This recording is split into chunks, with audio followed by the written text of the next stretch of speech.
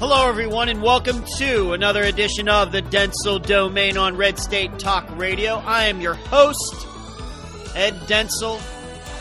Friday night, voice is feeling good. Hopefully I won't cough too much during the show. I should say something about that. I've been meaning to talk about that for a couple days and haven't gotten around to it.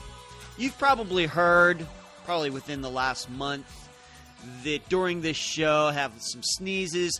I know that when I listen to my own shows, I can hear me sniffling a little bit. This microphone that I have is so good. It's a Shure microphone, S-H-U-R-E. And those are my allergies kicking in. And this time of the year, middle January, mid to late February in Florida is a nightmare for anybody that has allergies, and I do. The pollen count right here right now is very high, and I can tell. But today, feeling okay. Just depends on the wind, the weather. You should know that I also have some asthma issues that I get when my allergies kick in, so I have to manage that as well. I'm a Ferrari. What can I tell you? Run great, look great. I'm just a little high maintenance. Kind of like most of my ex-girlfriends. In any case, I've been meaning to talk about Hillary Clinton. That was a headline from a couple days ago, Drudge Report and elsewhere, where she had gotten into a coughing fit. I'm telling you, I know what that's like. Now, I don't know. I've told you that I think there is something up with Hillary Clinton's health. I see she's wearing those thick-rimmed glasses again, those black thick-rimmed things that are not becoming to her at all. You'd think that a woman with all that money could go to an optometrist and get a lens crafters or something and get a pair of nice frames. You'd think. I have some concerns that she might have some still concussion symptoms from years ago when she fell. However, regarding her coughing, if she has allergies like I do, I totally get it. I totally do. And, it's weird, and I noticed that with this show, that I can be going around my apartment doing everything, feeling fine, not talking to myself, not using my voice a lot, will feel perfectly fine. As soon as I start this show, once again, when I'm having allergy issues, I will start coughing and the drainage will start.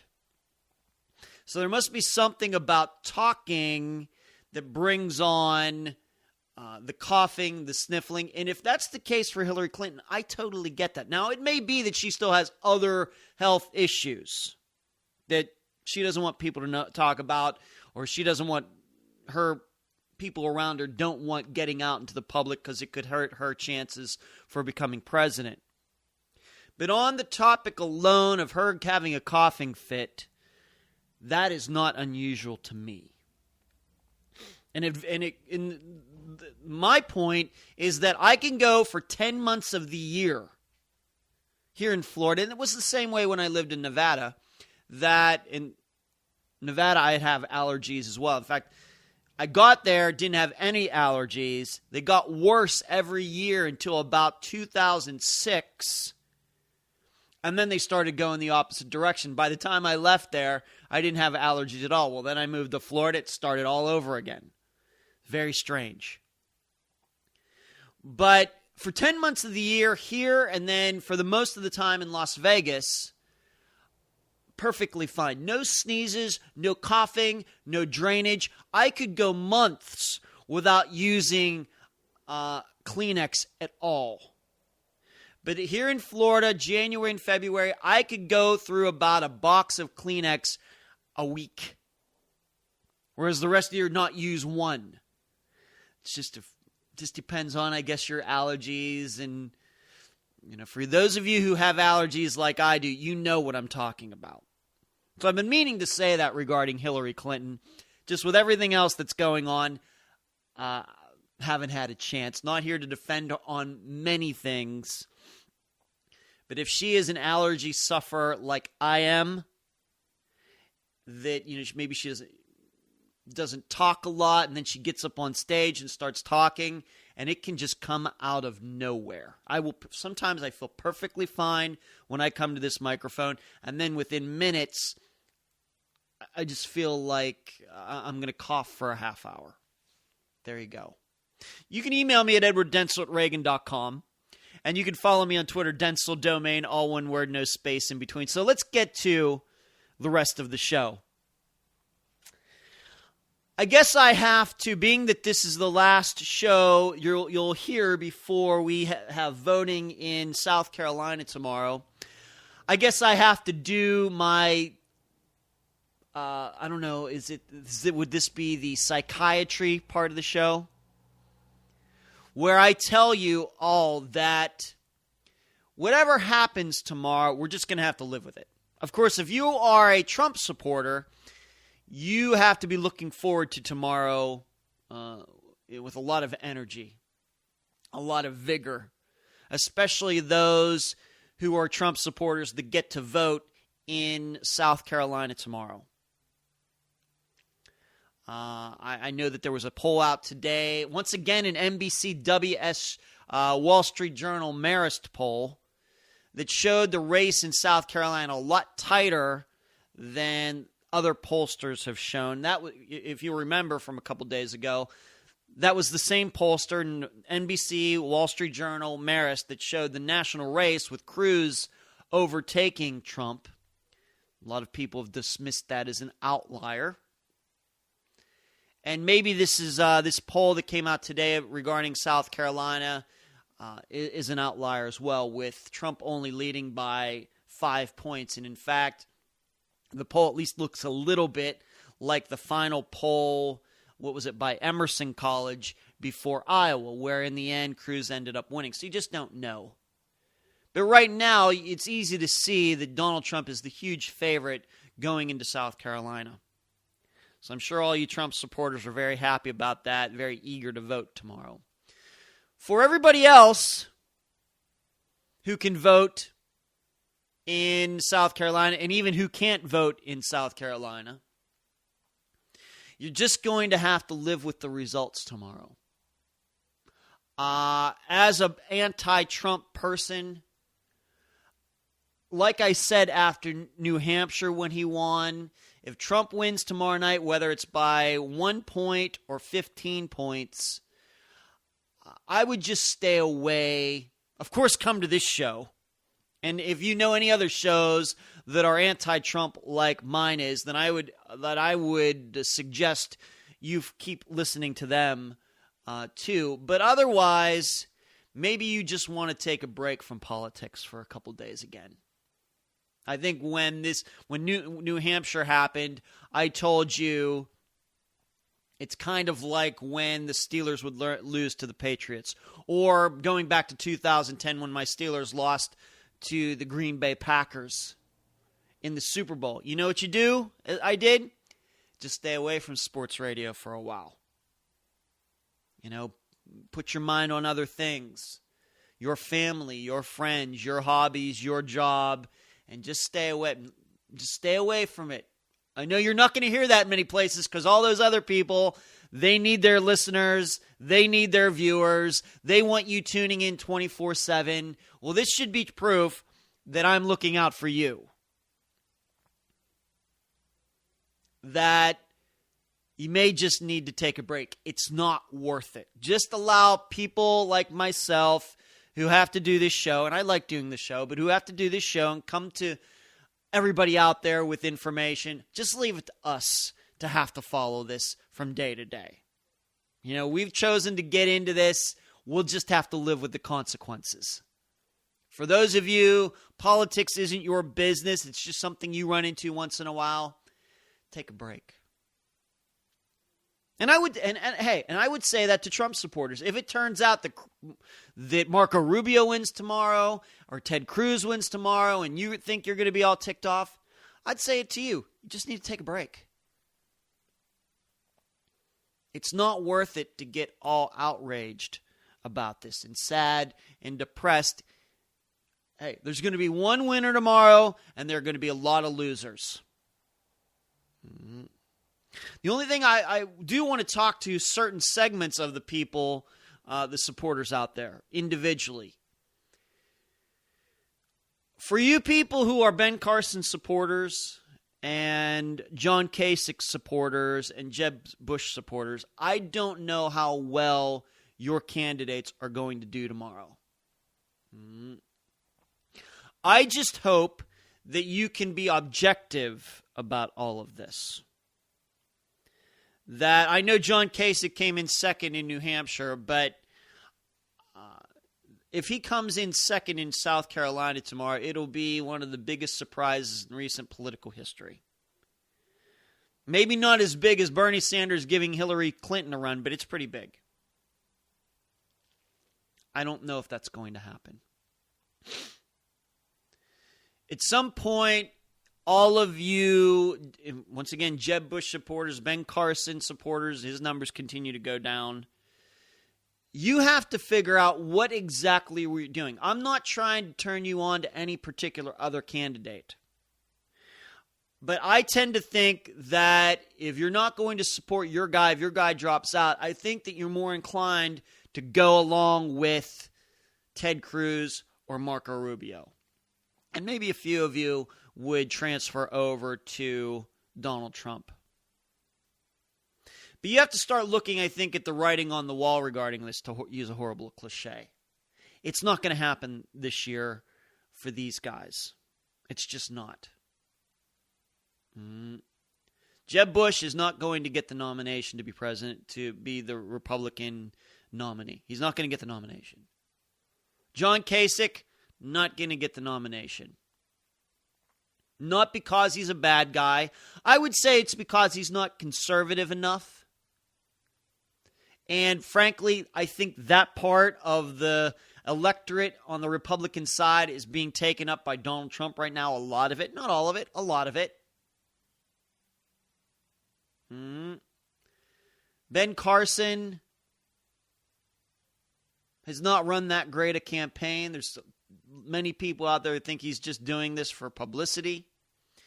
And as far as Jeb Bush goes, for you, all of you Jeb Bush supporters, if I know how much money he has spent so far, not him personally, his PAC, super PACs, Mike Murphy, the rest of them, and what did he come in, 5th and then 4th or whatever he did? It's not, I just don't think it's his time either. And I want you all to think about who is running first right now. And is that pleasing to you? Is that pleasing to you? If it is, then I guess you want your guys to stay in there.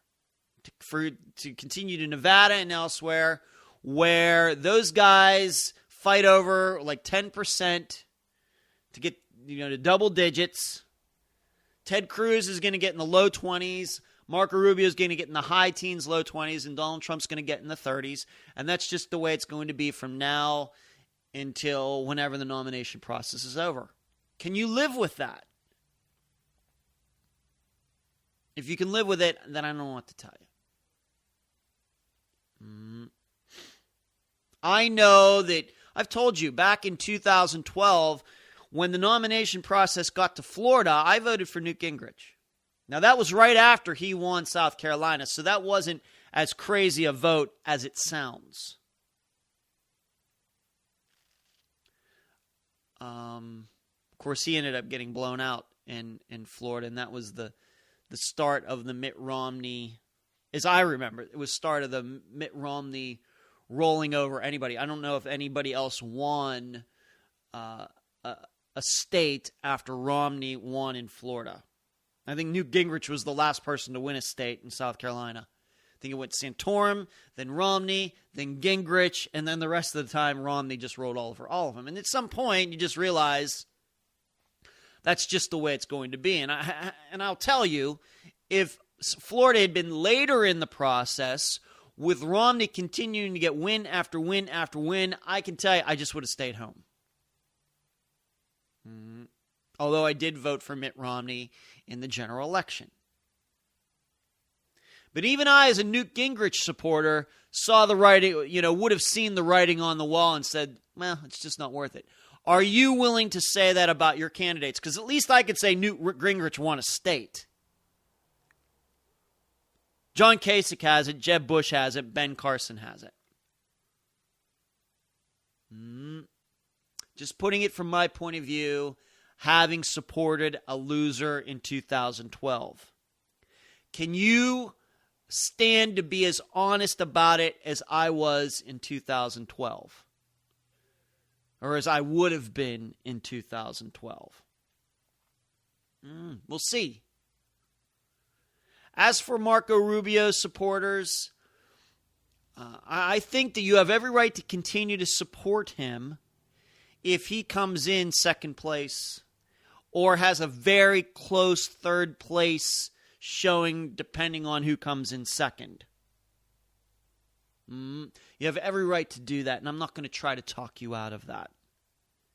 However, if it's Donald Trump at 35% and Ted Cruz at 28% and Marco Rubio at 15%, I think you also have to start asking yourself questions about this. I think you do. It's not automatic like I think it would be for those others, Jeb Bush supporters with John Kasich, Ben Carson, but it's closer to them than the people who support Ted Cruz. Let's put it that way. You have to start figuring out, well, what exactly is the plan? Maybe Marco Rubio sticks around long enough to pick up the supporters from those other guys as they eventually drop out. That could be the plan. I don't know if that's a winning plan, but it may be.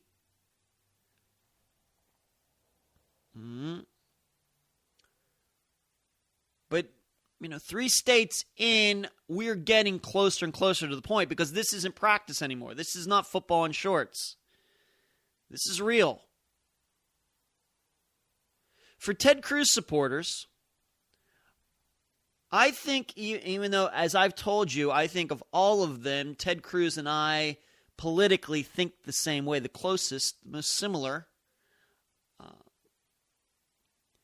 For him, Ted Cruz has to start asking, why am I, yes, won Iowa.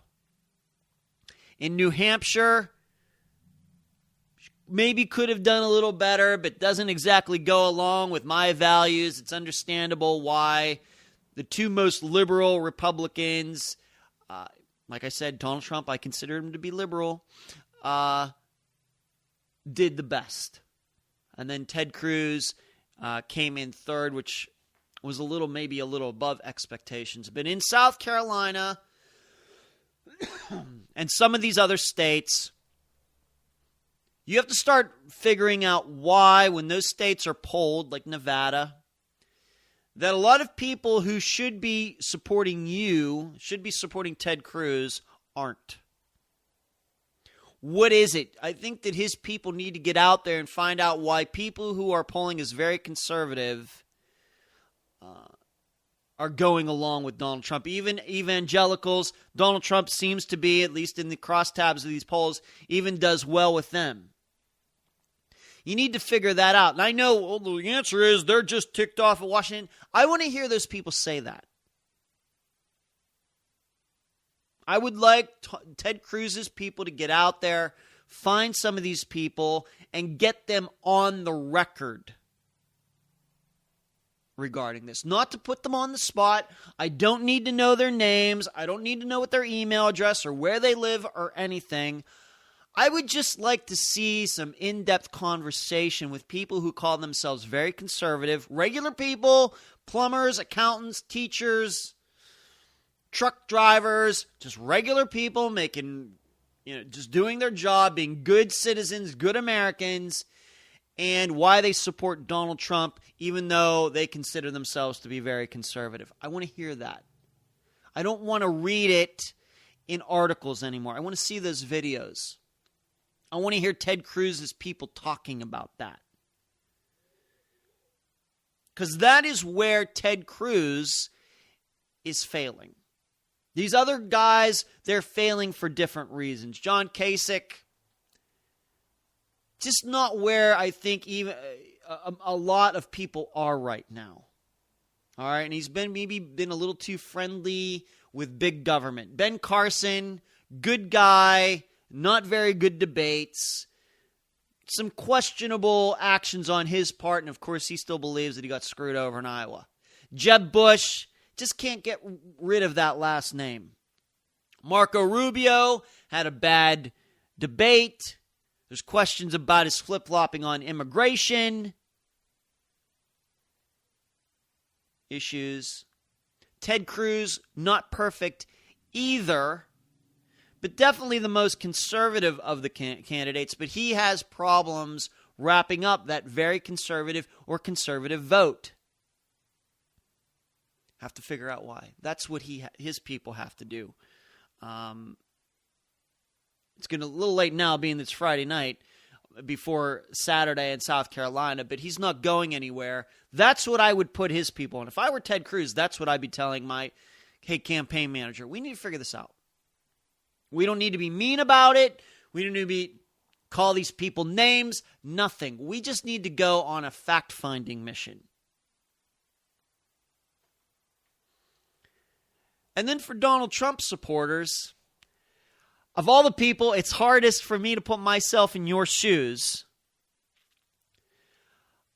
I would start wondering if I like Donald Trump, and it's not even believing what he says because it tends to vary. If you believe that he's going to get in and stir things up, I think at some point you have to start looking for proof of that other than just his word. I think you do. I think right now you're just taking his word. And truthfully, as much as I may like a lot of conservative politicians, Ted Cruz and others, people who aren't running for president, I never take them at their word. I never do that. I never get into the point of idol worship that I'm just going to go along with whatever they say just because I like what they're saying.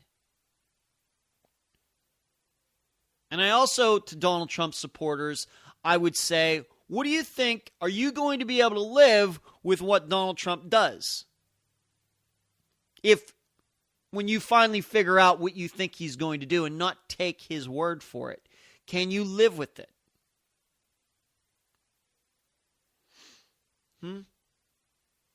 I would say that if you believe that he's going to tear all this stuff down, I think you're kidding yourself. I also think that if you think he's going to tear things down and you're not going to benefit from it, and that you think you're going to benefit from it, I think you're wrong. That's what my research has shown, and I know that I've done more research about this than you have. So all their supporters, every group of supporters going into South Carolina and after South Carolina are going to have to ask themselves some really tough questions about their candidates, about their future, why they're not getting this group, why they're not getting that group. Can this guy be believed?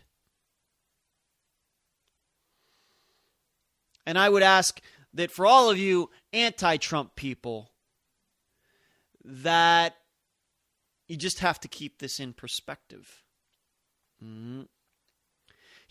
Unfortunately, here's something that you're going to have to, the other part of this is that, say Donald Trump gets the nomination, starts winning this stuff through March into April, and it's pretty obvious that he's going to get the nomination. I wonder what kind of Donald Trump we're going to see then.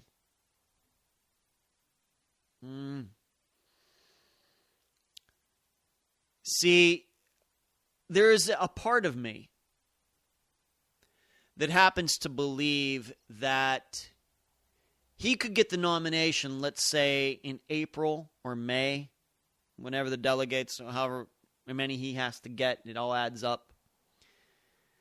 And between him getting all those delegates and the convention that he completely makes an ass of himself. To the point where even his supporters, a lot of people who voted for him in some of these states, Iowa, New Hampshire, South Carolina, get to the convention and they're like, what did I do? Because if there's any proof of anything in Donald Trump's life, there's proof that he can ruin a good thing. Ruin good businesses.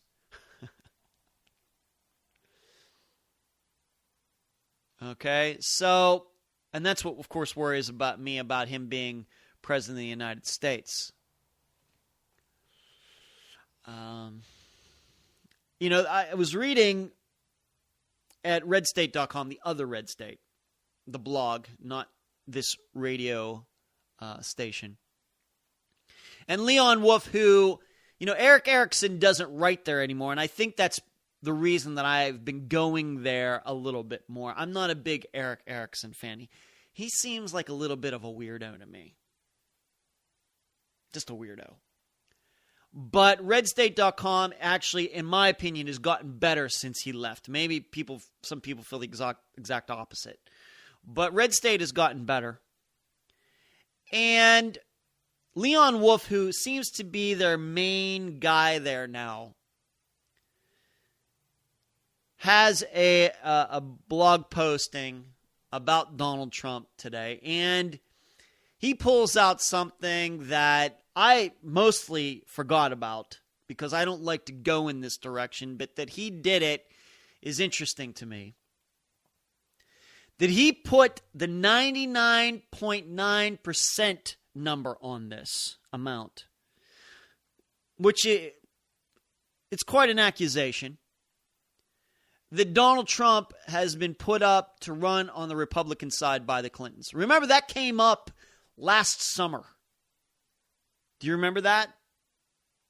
He's running, and because remember, not long before he jumped in, he had some phone call, or maybe in person, I don't remember which, with Bill Clinton. Then all of a sudden, Donald Trump's jumping into the race. There was a lot of conspiracy regarding that. And it's kind of died out. But now here Leon Wolf is at redstate.com saying that he's now 99.9% sure that this was a plan hatched by the Clintons. See, I don't go in that direction. I've talked about this before. I am not a conspiracy guy. I don't believe that Antonin Scalia was murdered. I think that Lee Harvey Oswald was solely responsible for the assassination of JFK. TWA Flight 800 was blown up by a fuel tank. It wasn't a missile or a bomb. 9/11 was not an inside job. These are just things. This is my worldview. So I'm not inclined to believe what Leon Wolf is saying. I guess the problem I have with this, in thinking this way is I ran this by a friend of mine who's kind of like me. He's the guy I always talk about, the guy from 25 years ago. We went to college together. And he's the guy that originally got me into politics. And I ran this by him. I sent him a link to the article where Leon Wolf says this.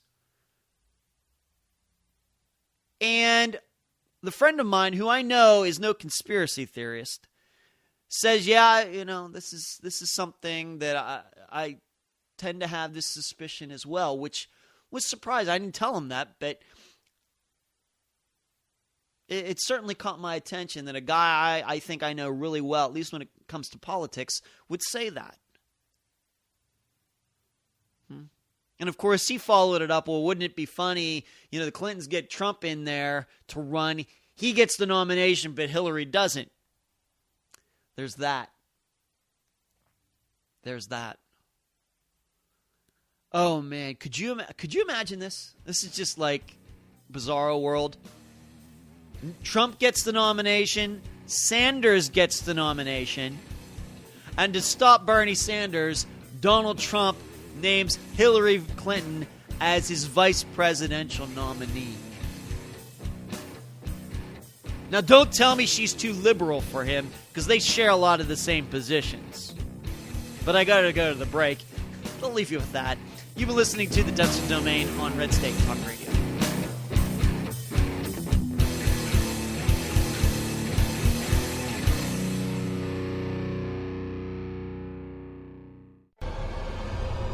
You're listening to Red State Talk Radio, America's premier conservative talk radio network.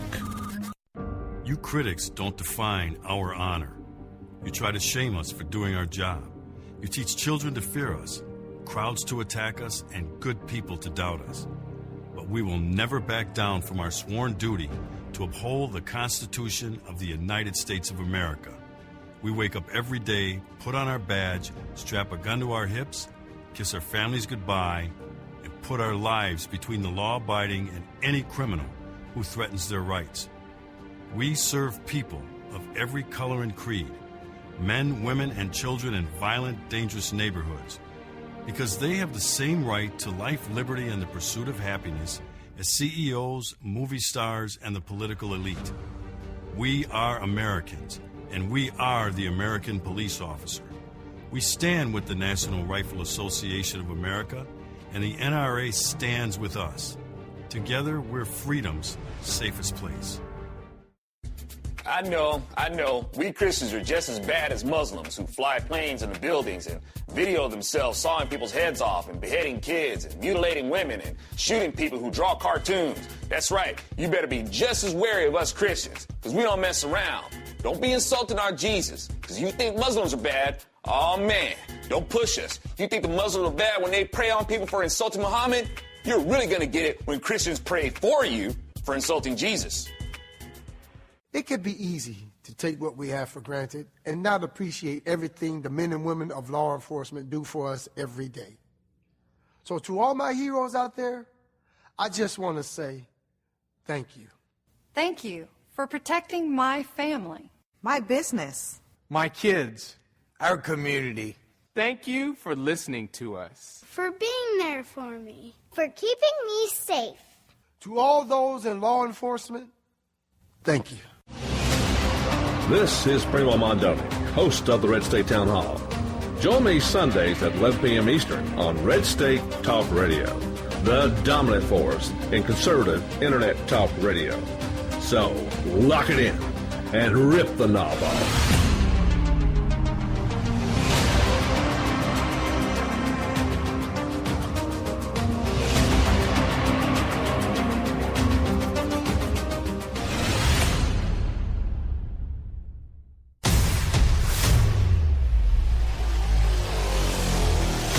This is Paul Preston, host of Agenda 21 Radio.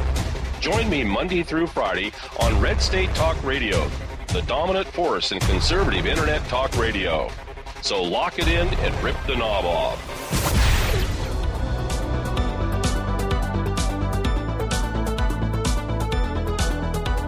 And we are back at the Dentzel Domain on Red State Talk Radio. Just to kind of close the first part of the show up. I think for all of you who are going to be disappointed by whatever happens tomorrow, you just have to start worrying about yourself. And is worry the right word? You just have to start planning ahead. You have to look at your finances. You have to look at your job. I know that a friend of mine, I'm not going to say who, he lost his job recently, I think out of nowhere. Not saying it had much to do with what's going on in politics in the United States or anywhere else. But you need to start looking at these things. You know my prediction. I think that whether Bernie Sanders, Hillary Clinton, Donald Trump, if either any of those three become president, I think we're screwed. I really do. For different reasons for each person, no matter how much they personally have in common. It's the personality and baggage. They all bring different kinds of baggage and personality to the presidency. They'll do that. So in their own way, they will screw us over. Whether it's through corruption, not knowing what's going on, horrible economic policy, not keeping their word, all of them. will screw the United States over in different ways. Okay? You need to keep that in mind. You need to look at your like I said, everything that's going on with your life, your health, your finances, your kids' education, your job, anything else. And I think that you need to take you're going to have to take a very defensive posture. I'm not saying move to a compound in Montana surrounded by a fence and barbed wire fence and it's electrified and everything. I'm not saying that. I think that you're going to need to hunker down. It's going to be no different than, live in Florida and a hurricane's on the way and you have nowhere to go and it's too late. You just have to hunker down in your house, pull the hurricane shutters down, make sure you have plenty of water, plenty of food, make sure you don't live in a flood area, and just ride it out. Because I think that's what the next years could be if either of those three get elected. My opinion. Let's move on to something else. Mona Sharon at National Review. I'm not the hugest Mona Sharon. If you don't know, it's M-O-N-A is her first name, and then Sharon, C-H-A-R-E-N is her last name. Not a huge fan of hers. She's a perfectly fine person, perfectly fine woman, I'm sure.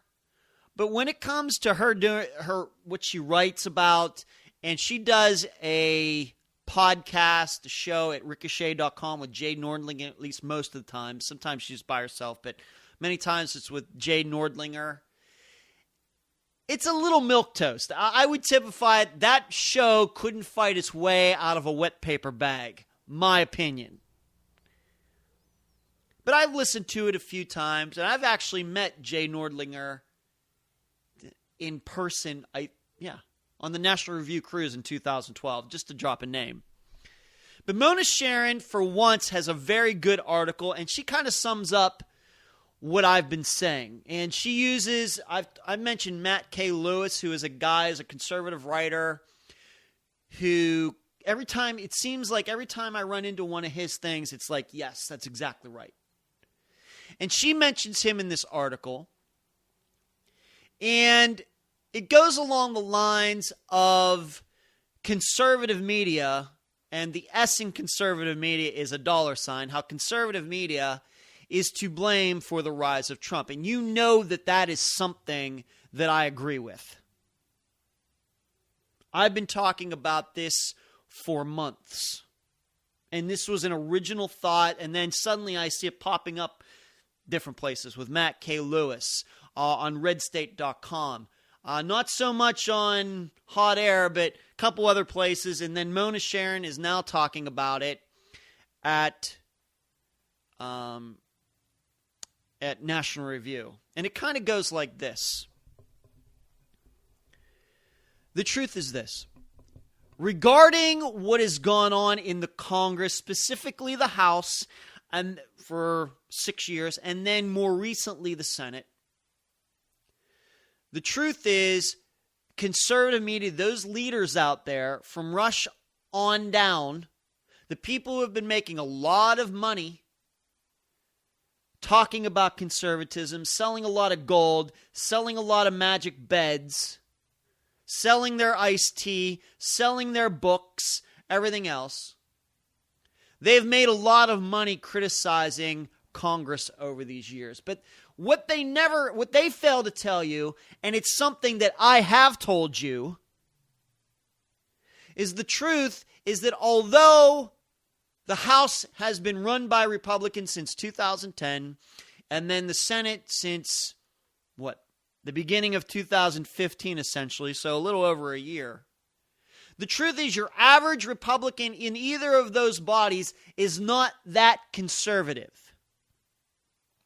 This goes back to that conservativereview.com site. They have a Liberty score, and they aren't the only one who does that. Heritage, and she calls out the Heritage Action Committee as well, a Heritage Foundation, in this article too.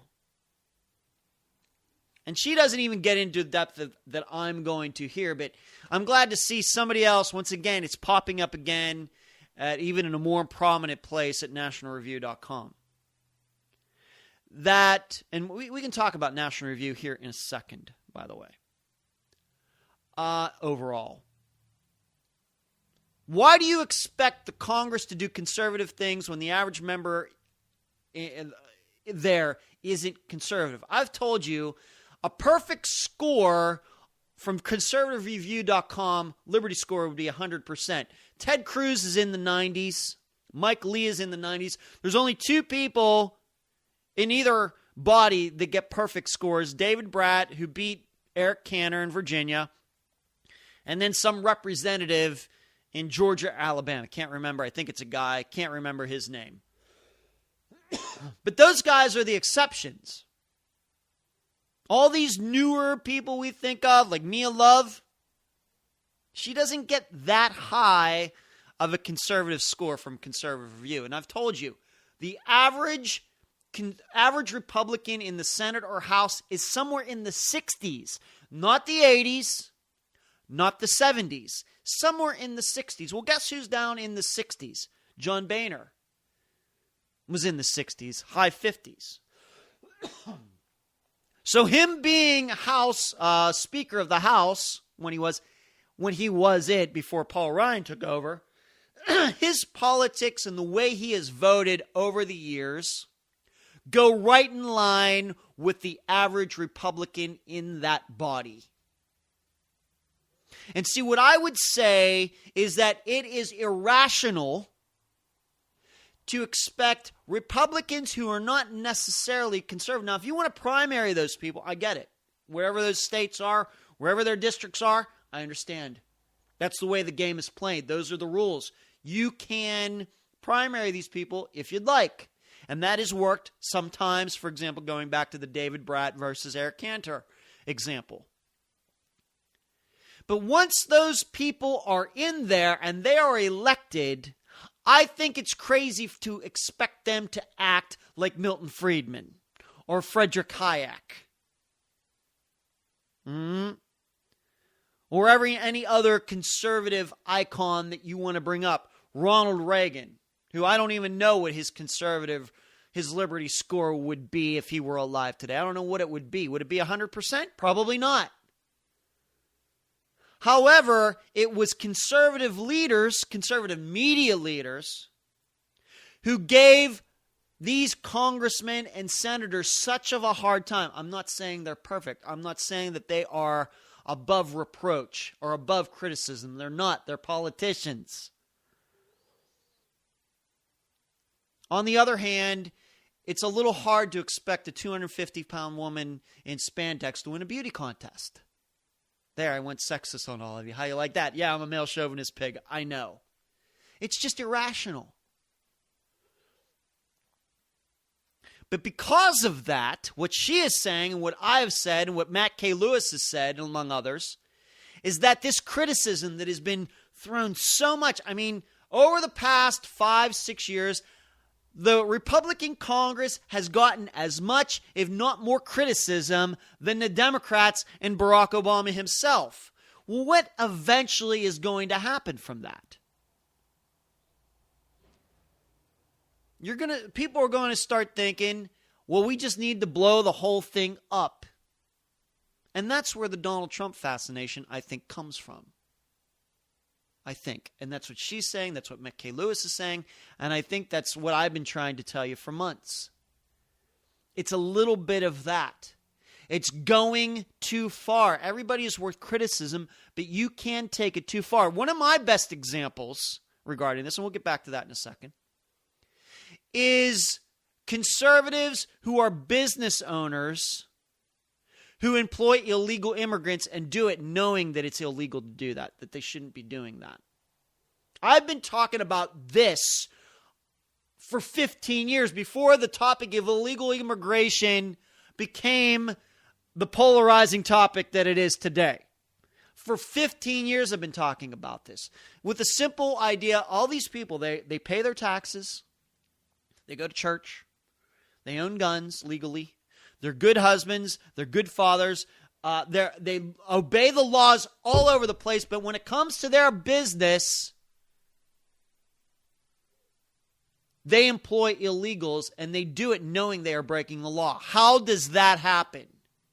Now, they'll say, well, I need to do it to make money. I can't do it otherwise. But see, you know what I think regarding all of this, regarding something like this, is that for so long, we as conservatives, back at that time, and I think it continues to this day, beat the government and government regulations up so much. Now, once again, I know the government gets in the way of business.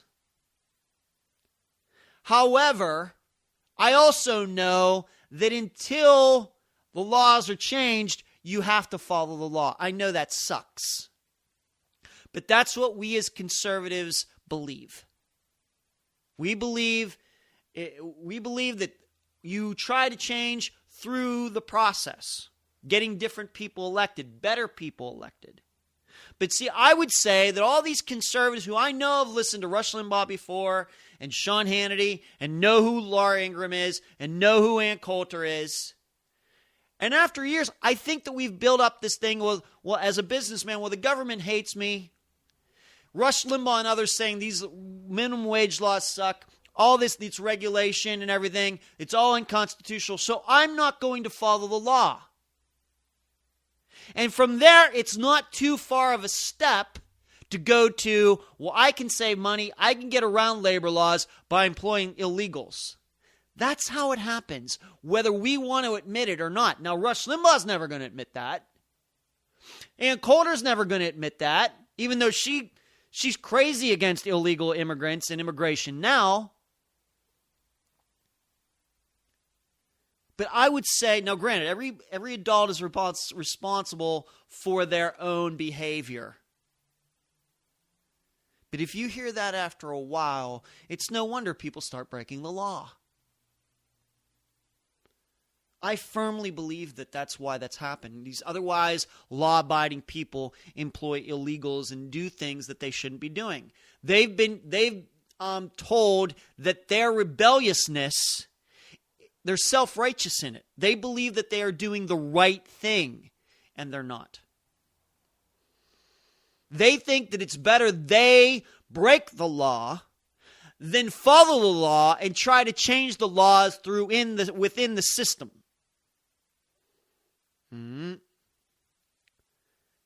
Now, getting back to my example with the Simona Sharon article, it's the same thing.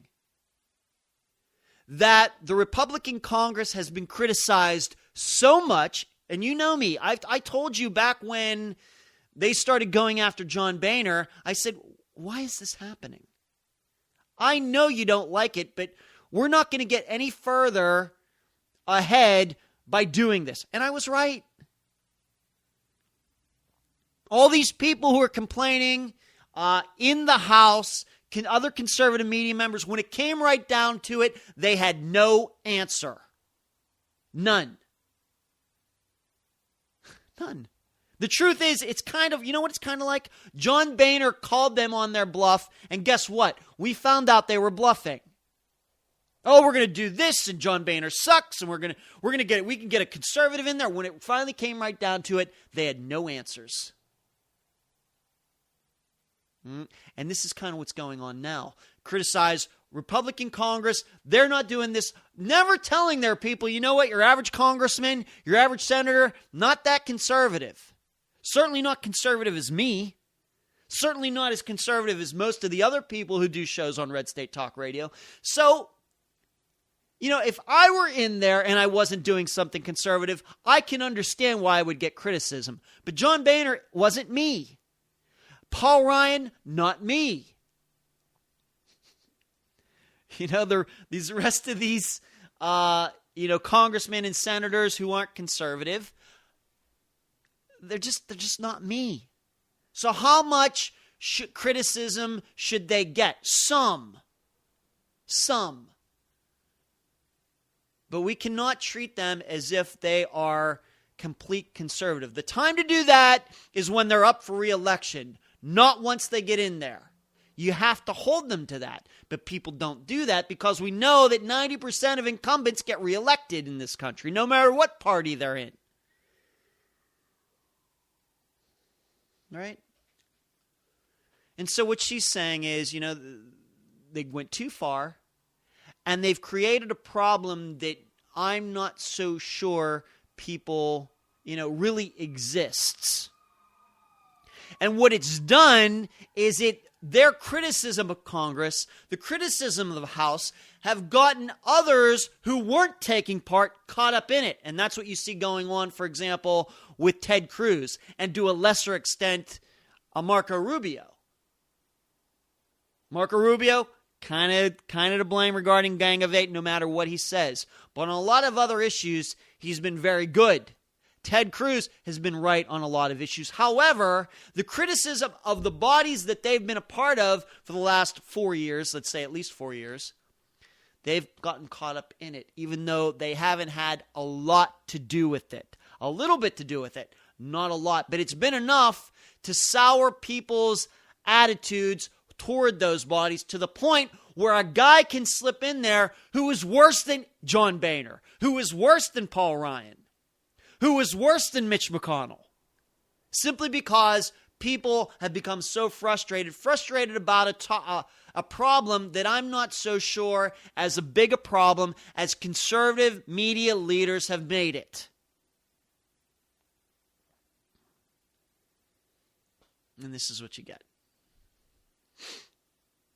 I have no problem pointing out problems. You're going to use that word again. I have no issue pointing out problems and problems with government and particular politicians and the errors they make. But my expectations are tempered by who I think that person is.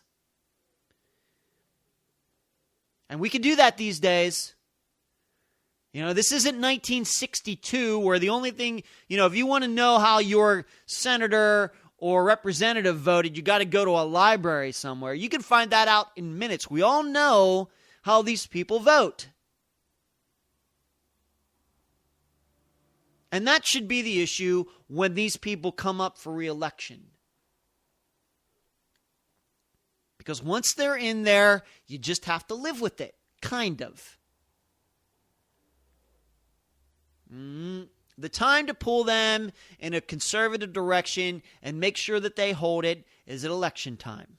And telling them while they're in office, if you don't vote this way, we're going to kick you out next time around in 2 years, in 6 years, whatever it takes.